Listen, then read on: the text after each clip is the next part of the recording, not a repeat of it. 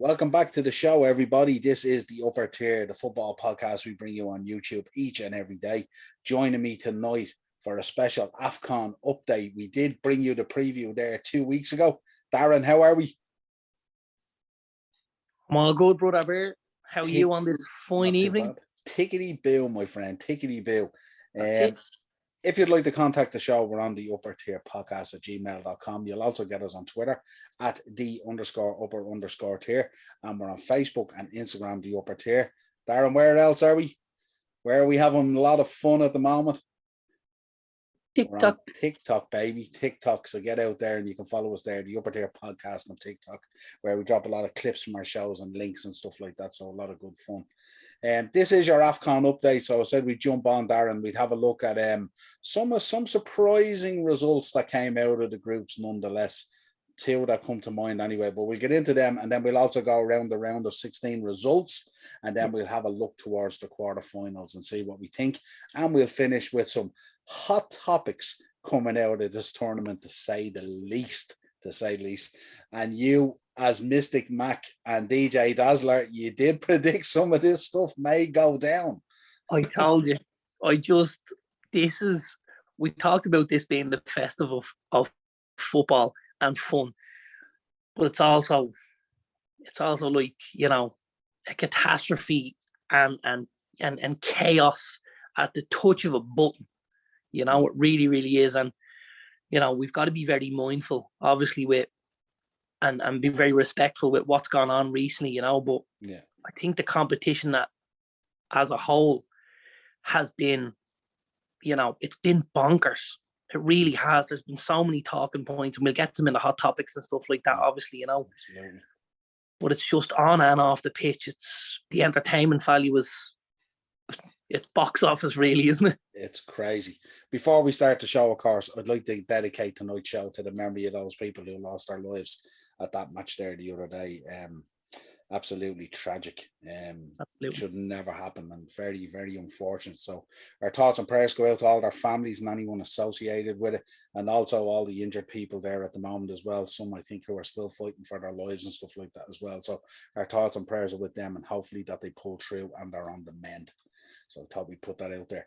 Let's get into the show. So if we look at the group stages, the big ones that stuck out for me, obviously Ghana and Algeria, I think were the two very strange results that crashed out. Thoughts on the group stage? Yeah, it seemed to be, the group stage seemed to be a bit of a slog for everybody, didn't it? There wasn't too many goal fests there. Everything was tight. And I mean, in previous years, we've probably seen lots of goals in the Afcon. It really seems like the managers and the coaches of these teams have trying to set their stall out by being a little more, you know, controlled from the back, moving forward. And we haven't maybe seen the flair that's on show, you know, because we know there's a serious amount of talent over there and in this competition. But I kind of feel like at the minute, defense is dominating the attacking threat at the minute, you know, and it's obviously from a coach's point of view, I'd say there's a lot of happy coaches that, you know, stuff they've worked on is going the right way and stuff like that. But I think from a fan's point of view, it's been a hard watch at times, other than, you know, the extracurricular activities that have gone on, you know.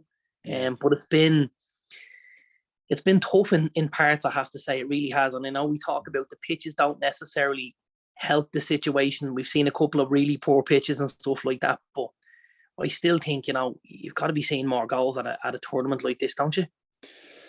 Definitely. I suppose the problem you have as well is you have teams maybe that are playing against other teams that are kind of emerging nations when it comes to football. And what happens is they know they only have to do a certain amount to get through, so they're not going to push themselves.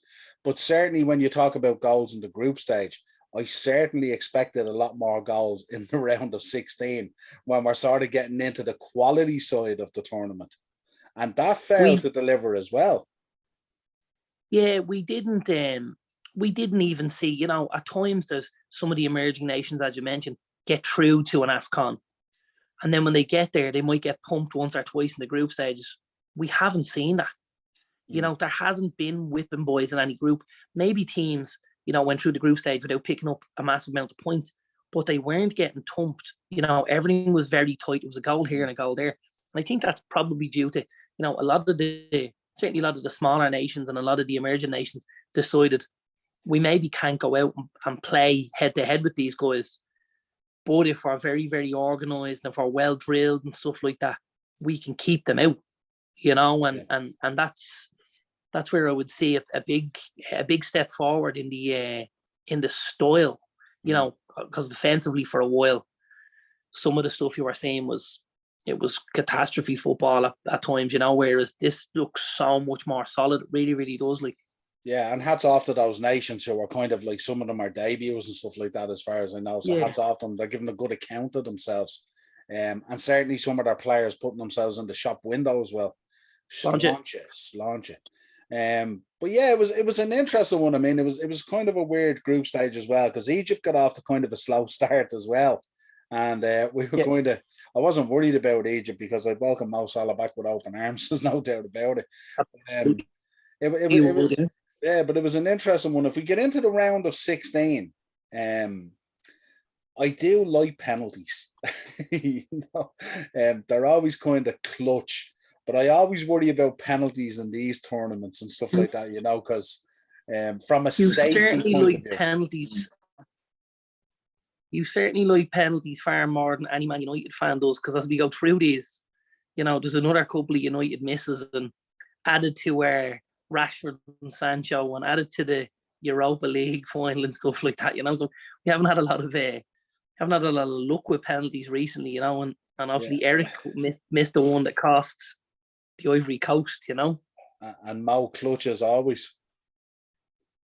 Mo stepped up last, and took his penalty away. Lovely as well. Lovely penalty. Yeah. I have to say, I'm going to put it out there as well. I don't think this is... Yeah, no, go on. I don't think Mo is going to be phased by anything at this. If you look at the stage he plays on, obviously at Anfield and the Premier League and the Champions League, not to say this is a step down, but it's certainly not, the eyes of the world aren't necessarily on it the way they would be in the Premier League and the thing. So I think from a pressure point of view, although there might be a lot of pressure coming from Egypt and coming from home and stuff like that, I think maybe there's probably an enjoyable phase to this for Mo and some of the lads that are over there, Yeah, absolutely. I have to put it out there as well. That Egyptian jersey looks the business, doesn't it? That kind of baby blue with a bit of white going through it. Beautiful jersey. Absolutely. It's very like the United. Doesn't United have a jersey like that, or a train on top at the moment? And we had a retro jersey, and it was a remake of a retro from the early 90s. Yeah, that's one of your current kits at the moment, though, isn't it? That light blue one. The light blue last year. Yeah, it's there this year as well, isn't it? Yeah. Yeah, absolutely. Yeah, it's nice. That Egyptian jersey is beautiful. So if we look at the round of 16, I mean, obviously Tunisia putting Nigeria out. Big result. Massive result. Huge result. Yeah. And then I looked at what other one came. I was Cameroon just beating Comoros 2-1. Yeah. Tight game, like, for Cameroon. Tight game. Yeah, very, very tight. And I mean, Cameroon are the hosts here, so they do have stadiums full of fans and stuff like that are trying to help them and suck that ball into the net, but they've kind of stuttered and stammered their way through it, haven't they? Yeah, and there's no doubt that Cameroon team has been affected as well by what happened the other day and stuff like that as well. There's no doubt. Absolutely. About that, so interesting. Senegal as well made hard work at Cape Verde as well. Mane comes up with the goal, but takes a bad old head injury. Well, I think the talking point wasn't necessarily the goal, but it was what happened after the goal. So I mean, the clash with the goalkeeper happened before he scored. So in theory, he was probably concussed when he scored the goal. Yeah. Now, the goal was a very well taken goal. It's a right-footed ball, shot into the far corner, hits the crossbar, comes down, really, really well taken. And he actually kind of pulls up in a celebration and ends up on the floor. And like the amount of people that were around him, stuff, obviously at a FIFA tournament, you'd be you'd call on your doctor and your medic or whatever. But this was like the substitutes were on, those doctors, those lads in suits, those security guards were kind of thinking, what's going on here? But they managed to get him off the pitch anyway, and I think he's been treated for a HIA and stuff like that, hasn't he? Yeah, The head injury. yeah. Absolutely, yeah. It was worrying times, all right, when he went down and stuff like that. Good El knock he got. Yeah, proper smack, like, you know. So, but they got through anyway. Morocco going through 2-1 against Malawi.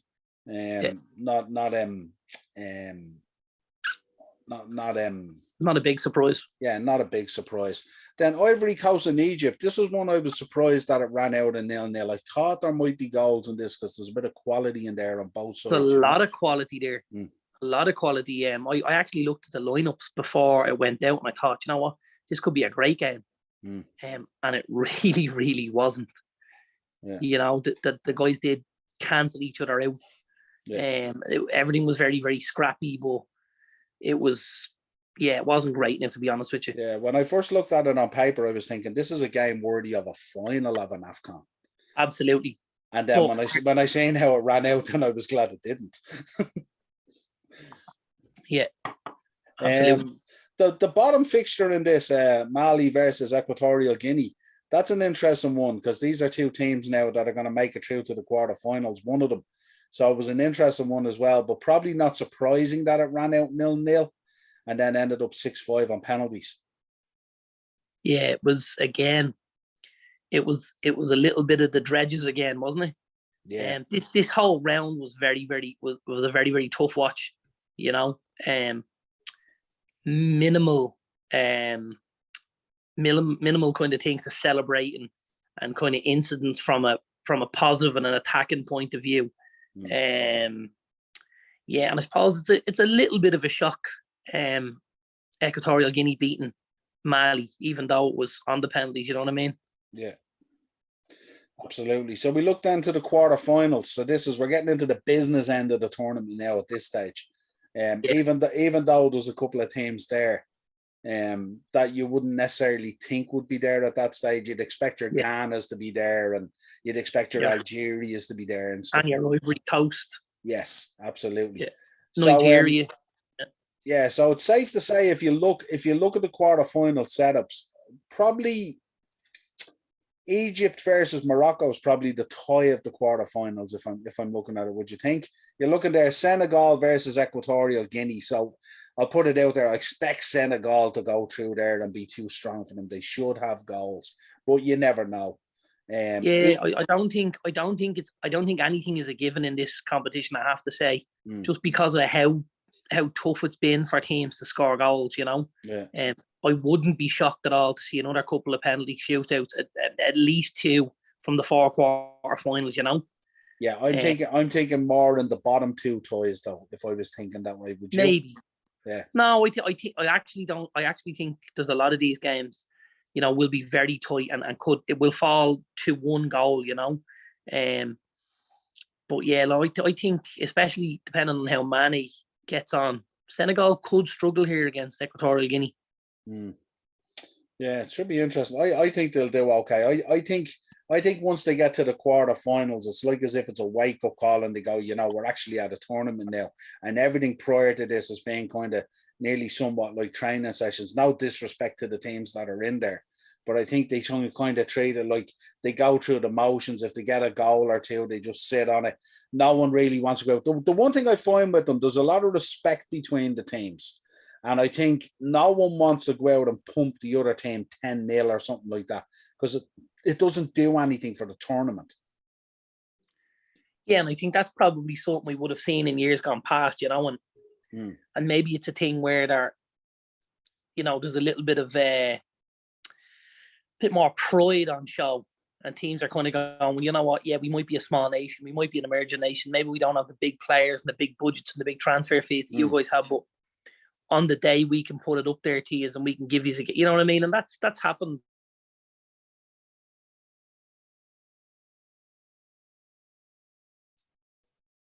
Yeah, absolutely. So what's your picks for the quarterfinals then? I mean, obviously with Burkina Faso versus Tunisia and Gambia versus Cameroon. in the bottom one, Egypt versus Morocco. The Egypt-Morocco one's going to be a tough one to call, isn't it? Personally, I think the winner of that wins the tournament. Of Egypt-Morocco? Yes. Okay. I actually backed Morocco earlier on in the tournament. Okay. So that was my pick. I actually backed them after the first round of matches in the group stage. I think I got them at about 7-1. Okay. So yeah, Morocco they're a well-oiled machine. They've got players everywhere. You know, they've got good players. Like starting at the back, they've got the boy Yassine Bounou, who's the Sevilla goalkeeper. Roman Sois plays centre back, obviously there. He's very solid at Wolves. You know, we know he's good from a set piece and that hit the bar obviously the other evening. And moving forward, there's still, you know, there's a lot of good players throughout the team. You got the boy El Haddadi. Again, he was massive at Barcelona at one stage and obviously slipped down the pecking order and stuff like that, and he headed off. And you've also got the El Nasiri, who plays up front for Sevilla, another really good footballer. Scored a great header the other night from the corner.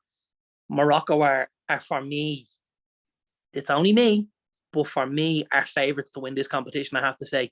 They've looked the most well-rounded football team. From front to back, you know, with goalkeeping, defending, midfield play, and they can score a couple of goals and stuff like that. So I'm gonna say we're gonna see Morocco go through. Like that's my hope anyway. I'm gonna pick Morocco there. I think obviously the game above it, I think Senegal will do enough to get through, but I think it could get the penalties. You know, we might see it go that far with Equatorial Guinea. I think Cameroon and Gambia. Am I right? Burkina Faso and Tunisia. Yeah, but Cameroon and Gambia at the other side, yeah? Yeah. I think Cameroon will be Gambia, host nation. You'd expect them to at least get into the semi-finals, wouldn't you, before they start finding a bit of trouble? I think that the top game is a difficult one to call, which is Burkina Faso and Tunisia. Tunisia came in with not an awful lot of pressure on them, you know, where it wasn't necessarily that they were expected to go out and win this tournament, but from a team point of view, they're playing very, very good football. They really, really are, you know. I think you can see there's a lot of the North African teams, Morocco, Egypt, Tunisia, playing a really good brand of football. And there's a lot of their guys playing in better leagues and stuff like that as a group, not necessarily as one-offs, you know. Yeah, the northern countries tend to have the bigger export, don't they, in terms of players into Europe, especially into the French leagues and stuff like that. Italy and stuff like that. Yeah, Belgium, absolutely. So I'm gonna go with I'm gonna go with Tunisia. Yeah. To get through against Burkina Faso, I'm gonna go for Cameroon. I'm gonna go for Senegal and Morocco. Morocco game could be very tight. I wouldn't be surprised to see it go to penalties. If it does, I definitely fancy Morocco because the boy Bounou is a big goalkeeper, you know, fills the goal and stuff like that. And as much as, you know, Egypt have Mo and stuff like that, I don't know if they've got enough to back him up. I feel like he's kind of still out there in his own, obviously, you know.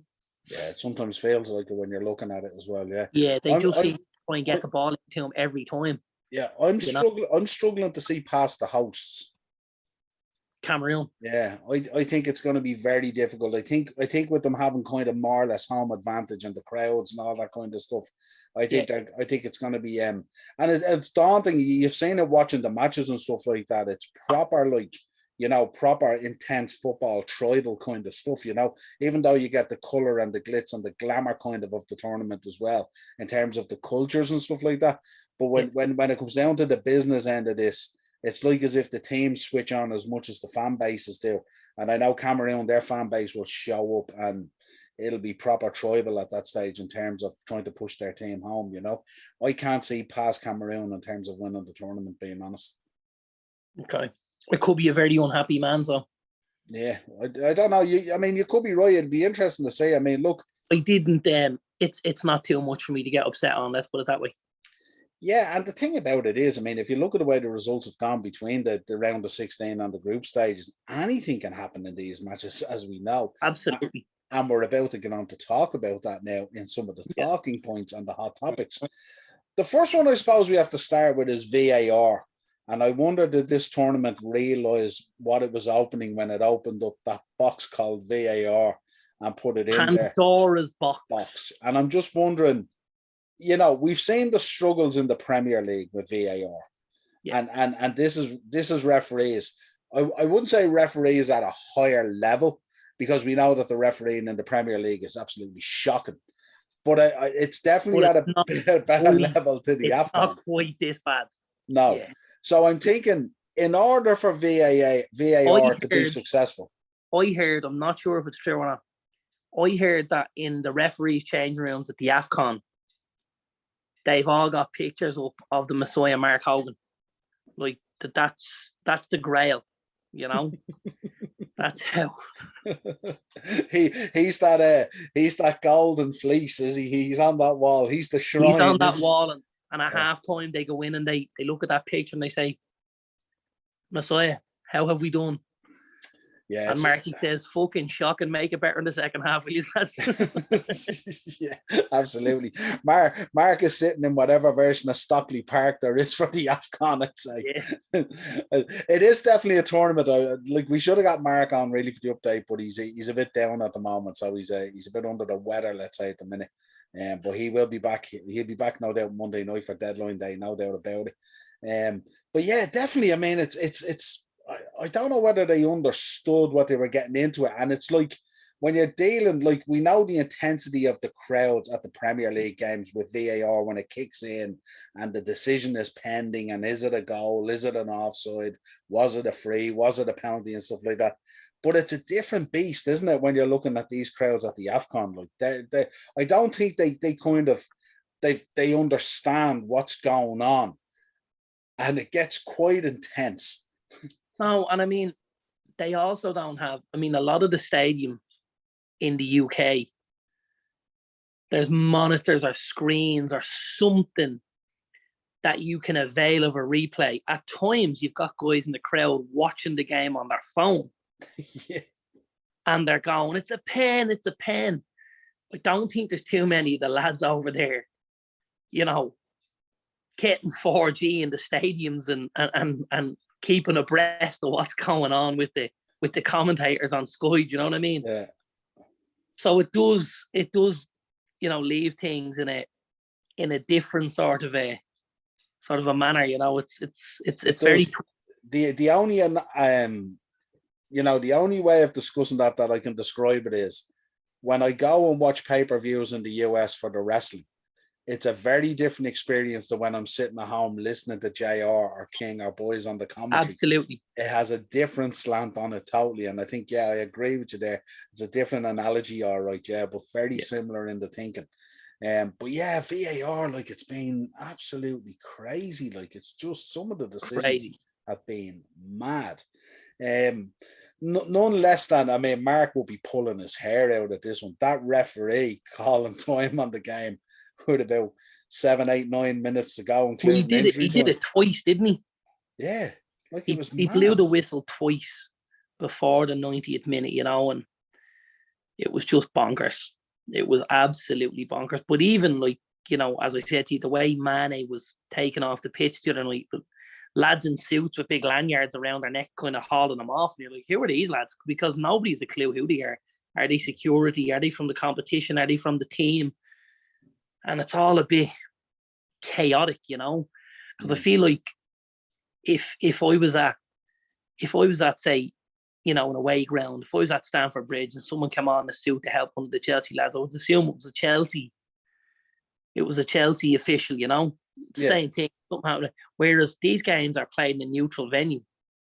Who's walking onto the pitch and who's talking to referees? And and the security is as loose as hell, like, you know what I mean? I mean, it's just, you know, it's there's so many, you know, there's so many sinister options there for people. You know, you've probably got guys going on and telling the ref, you know, you need to run this time down, or we need to blow this up, or you know, and it's just bedlam. When you mentioned that Mane thing to me, the one thing I thought about the other day when we were discussing it was, remember that time your man came on the pitch to get the picture with United, the fan, the team picture, and no one copped it at all. And I think it was Keane or whatever turned around and was looking at him, or one of the players.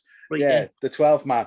And I was just thinking, like, down there, like, it's just it's open season, really, isn't it? I mean, it really those guys carrying him off, they could be kidnappers, they could be anyone. They could have been carrying him to a van to take him down the road and take his legs off, and nobody would have said anything, because I think there's a different culture there, you know, and I think they don't maybe question things as much as we do. Now, listen, maybe I'm wrong.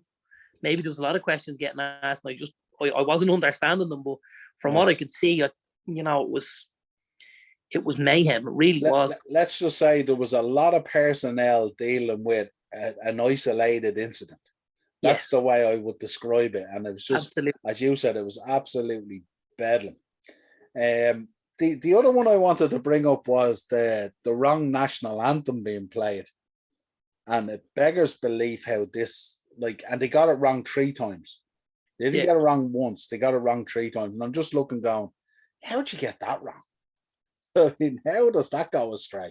Yeah, again, I don't know whether that's coincidence. You know, I think there's things going on there that we just. The only thing I think of was the guy who's in the music booth, who is, you know, a Mauritanian, you know, person, and he's not happy with the new anthem. So he was basically saying, fuck you, I wasn't going to play the old one.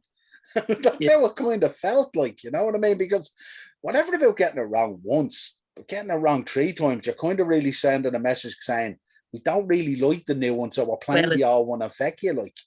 It's a political message, isn't it? You know, kind of, yeah. For all the will in the world, it's a political message. Now, and it'll be funny to see how FIFA, if they bother looking into it or not, you know, because I do get the feeling, you know, and you got to be careful how you say this, but I do get the feeling that, you know, you heard Gianni Infantino, he spoke yesterday about the World Cup being a biannual thing, and it would give opportunity, it would bring opportunity to Africa and stuff like that. But I do kind of think, like, when the Afcon is on, it's all right, lads, look after yourselves over there. You know, a little bit more than it would be if it was the Euros or if it was the Copa America. Yeah, you know, it was like as if like if FIFA were on site, it'd slightly different. And I'm not saying there isn't representatives down there, but it's kind of like it's kind of like, well, lads, boys, this is the way it is. Yes, absolutely. And then it kind of, you do kind of think about it and you go, well, if it is a biannual thing, does it give more opportunity down there? Because certainly looking at the current hosts, I mean, the whole thing, if you look at it as a package, I mean, we've spoken fondly about the colours and the festival and all that kind of stuff on it. But the reality of the nuts and bolts and bones of football leaves a lot to be desired, doesn't it? Absolutely. Absolutely. Like, I think, you know, Pele tried to look into his crystal ball a number of years ago, didn't he?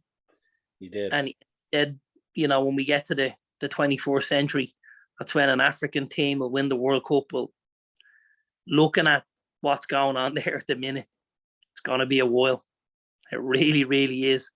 Yeah. And it's not for lack of talent, and it's not for lack of ability. But I do think, you know, attitude has something to do with it as well. And I think before they look to win, for any of those teams that look to win a World Cup, I think the Afcon itself needs to look at itself and come up a couple of levels, and come up a couple of levels so that we put these guys on a better platform, and by having them on a better platform, they can then step forward and look at, you know, maybe getting hold of a World Cup. Because at the minute we haven't seen Afcon teams go into those later rounds, go into those quarterfinals, those semi-finals, you know. And I mean, it's highly unlikely you're going to have a team who's never been to a quarter go all the way to a final. It's going to be that stepping stone. Somebody will get to a quarter, maybe two teams will get to quarterfinals one time. And then the next time, maybe they'll get someone to a semi, and then maybe they'll get another semi, and then eventually they'll get someone to a final. And, but it's going to take a while. And with World Cups being every 4 years, that pads that out for me, the next 20 to 30 anyway. Yeah, absolutely. It does, I don't know if you caught the incident the other day, the one with Stephen Cocker and the goalkeeper. This is the one where the keeper went down on it, but kind of played it back into the goal. Yes, we did. That was an interesting one because I wanted to get your thoughts on that, because you being an ex-goalkeeper, I was thinking absolutely bewildered by that one. I coach goalkeeping and Ben's a goalkeeper and all, and I was looking at this and I was going, who actually coached this guy and taught him that that's what you should do, that you should push the ball back into the middle of the goal or whatever it was? Yeah, it's so devoid of any kind of strategy at times, and you just think, are we just having to crack out in the street with the boys, or what's going on? It's mental, I have to say. It really is, but very, very enjoyable. It is a tournament that I look forward to fondly, I have to say, because it is that festival, of football, and obviously you've got the culture as well and stuff like that, which is it's important for us to be educated on stuff like that as well. And not be ignorant to the fact that this tournament is happening, and that certain teams are have this kind of pressure on them, and other teams will have this, and every country has their own thought where their team will be going. That's kind of what we said. What we said was that the Afcon is the advertisement to introduce you to the culture of these nations, emerging nations and stuff like that, and their cultures and all that kind of great stuff. And if we get that out of the tournament, then the tournament has done its job. Tournaments like the Afcon, it's not necessarily about the nuts and bolts of the football. It's about I won't say it's about the taking part, but it's kind of about the taking part as well. No, because we're not American and we're not going to give them all medals for participation. Yeah. But yeah, you're right. It is important. And that's also, when they talk about expanding the likes of a World Cup to, I'm not a fan of the every 2 years, the biannual thing. That's not for me, if I'm honest. Yeah. But I would certainly be in favour of expanding the number of teams in it, because I want to see more teams get to that World Cup level, and get to that and introduce more culture to the World Cup, and teams that have never met before. I want to see Ireland and Mali, but I want to see that. I really do. With a proper seeding system. Yeah, and teams that, like, we're not going to play the boys anytime soon, because it's not a ticket seller for the likes of the FAI. And it's only through competitions and stuff like that in tournament football that we would get that opportunity. But I want to see, Equatorial Guinea and South Korea, because I want to see how the two styles match up, and how the the cultures, the way the cultures blend, cultures and merge and mash and stuff like that. And I think that's as important as anything, rather than holding the thing every 2 years. Let's expand it. Let's have 32 teams. Let's have it over 4 or 5 weeks. And let's do it every 4 years really, really well, and give the people what they want, and kind of have a proper representation from each continent that's involved around the world. I think some of the smaller continents are extremely limited with the number of spaces they get to play for. If you're in Oceania, you may get one spot and a playoff spot. So it's very difficult then for smaller islands, maybe, who are competing with the New Zealands and the Australias to get a spot. But that doesn't necessarily mean they're not as... Now listen, maybe we're going to see a couple of teams thumped at a tournament, but they got there. And think of what it does for that nation, and for those lads that get them there. That launches their their legacies and their countries and stuff like that, you know? Well, that's one of the things I've enjoyed about this tournament, and you alluded to it earlier. No team has gotten slapped up. Whereas No. we've been very vocal in the past when we've seen England beat Andorra 10-0 or whatever it is. Yeah. And we're saying that should not happen. There's nothing sporting about that at all. So that's No. what I've liked in this. And when I did look at this tournament originally, I was looking at the Egypts and the Senegals and stuff like that, thinking they could really go in there and embarrass teams potentially. But it hasn't happened. As you said, they've come together. There's been a bit of fight and a bit of passion about these smaller emerging nations and stuff like that. And it's been great to see the fight and the guile of it and stuff like that and all, you know. Two points I picked on up that were interesting about Nigeria. Nigeria is the only team to collect 9 points at the group stage. And the last time it happened was Egypt in 2010. And they went on to win the tournament. And Nigeria got knocked out in the next round. Yeah. Mad, isn't it? Funny old game, isn't it? Absolutely. And reigning Afcon champions, Algeria, was one of only 5 teams who didn't lead for a single minute of a game within the group stage.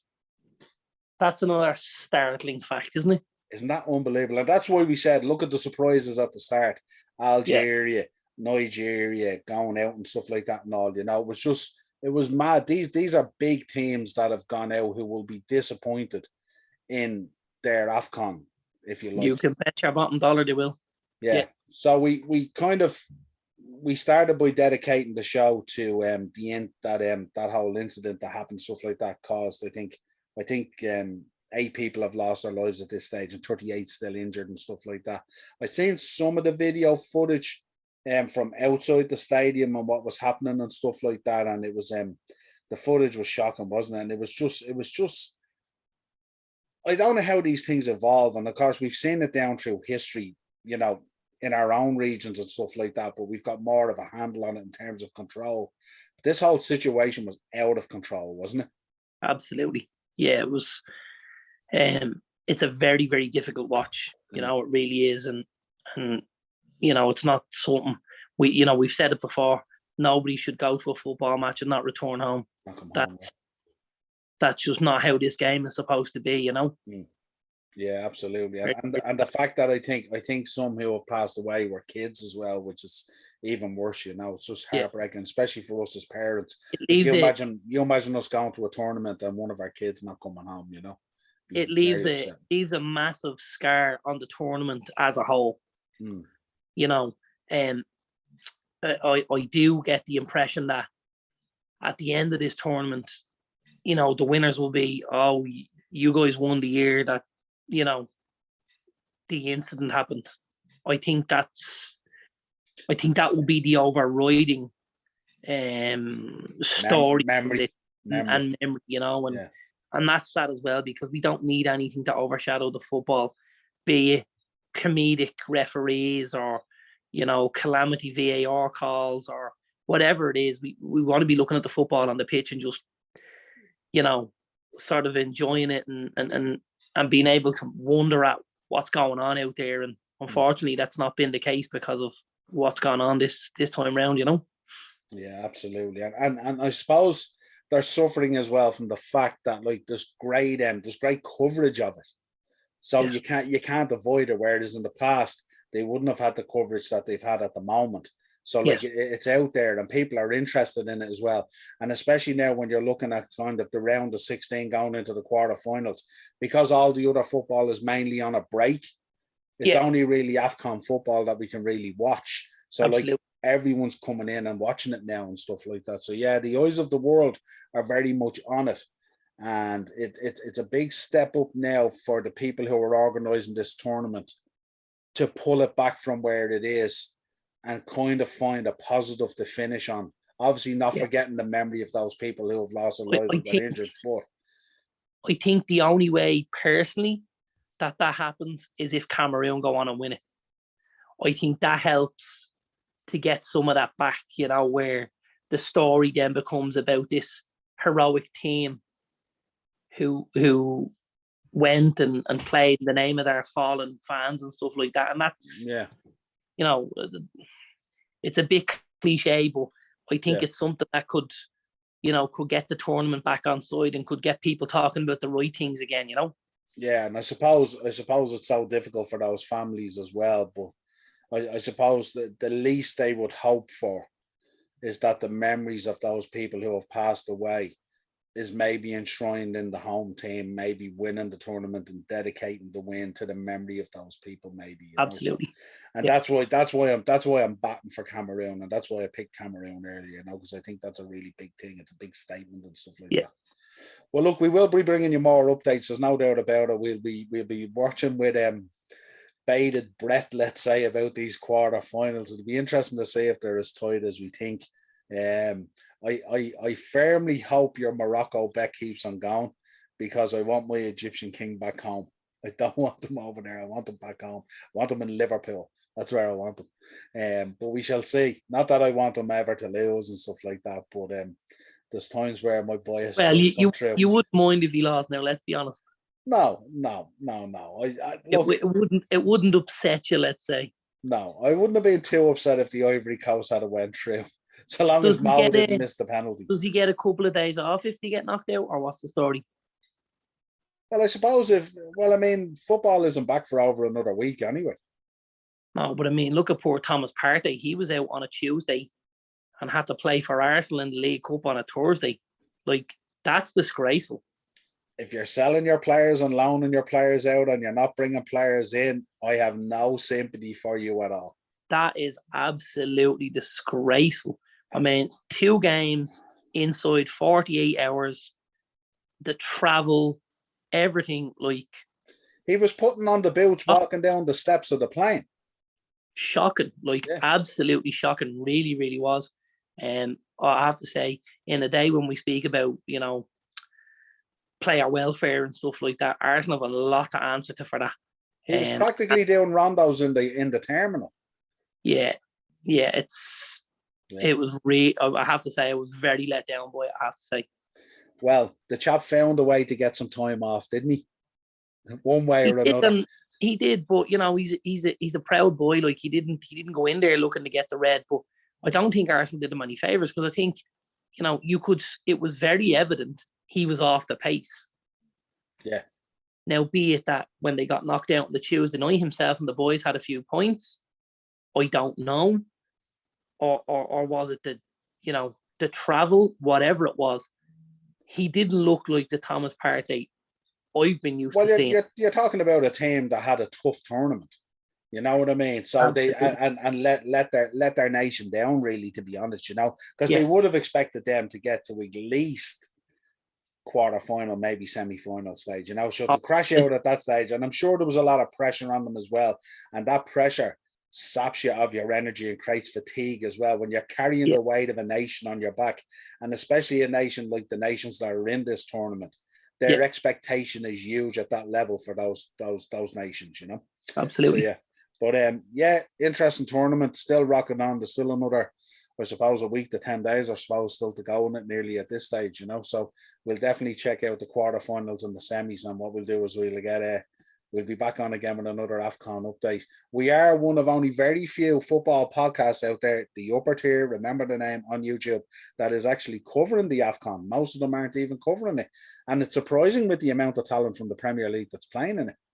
Yeah, but don't be surprised. They don't have the encyclopedic knowledge that we would have on football, Niall. And that's, you know, you can't buy this in the shop. They don't even give it on FIFA anymore. You've either got it or you don't. Knowledge is king, my friend. Until next time, this has been the Upper Tier, your Afcon update, where we looked at the round of 16 and we're into the quarterfinals, and we touched on some of the hot topics. Let us know your thoughts on the Afcon down in the comments. As always, like, share, and subscribe. Audio versions of the show on Spotify, Google Podcasts, Amazon Music. As always, if you want to hit us up, the Upper Tier Podcast on Gmail. We'll also be clipping this show. There's no doubt there'll be clips out there on TikTok, without a shadow of a doubt. Support us on all the platforms as much as you can and help us to grow the show. Till next time, my friend. Thanks, brother. Take it easy.